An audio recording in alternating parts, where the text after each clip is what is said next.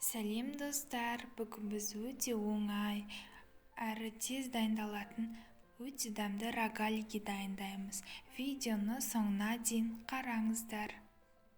Ең алдымен ыдысқа қантты, тұзды, жұмыртқаны, айранды, сұйық майды құйып, жақсылап араластырамыз. Үстіне қопсытқышты салып, тағы да жақсылап араластырамыз. Енді үстіне електен өткізіп ұнды қосамыз. Ұнды бірден қосуға болмайды, өйткені ұнның тығыздығы әркімде әртүрлі. Сол үшін ұнды бірнеше бөліктерге қосып, қолымызбен жұмсақ қамыр илейміз.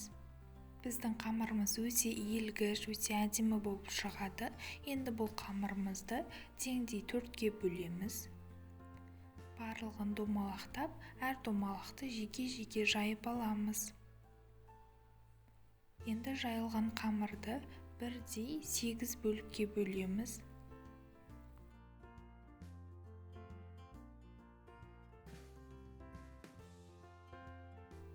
Енді рогаликиге вареная сгущенка салып шығамыз.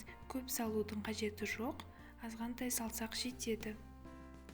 Варенка болмаған жағдайда әртүрлі варенье, джем салсаңыздар болады. Сосын осылай рогаликиді орап шығамыз. Бізде салмасы сыртына ағып кетпеуі керек.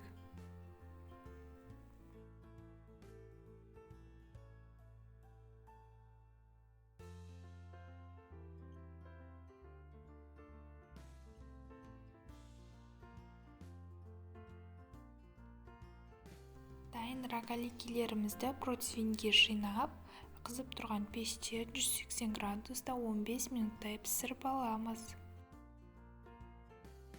Піскен рогаликилеріміздің үстіне әдемілік үшін қант ұнтағын сеуіп шығамыз. Рогаликилерді тура осы рецептпен жасап көрсеңіздер, өте дәмді, өте әдемі болып шығады. Міндетті түрде дайындап, дәмін татып көріңіздер. Сіздермен болған Раушан.